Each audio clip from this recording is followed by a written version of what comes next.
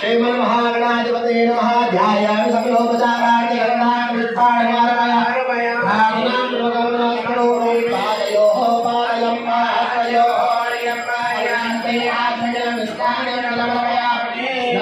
जलपरान्ते सकलोपचाराणि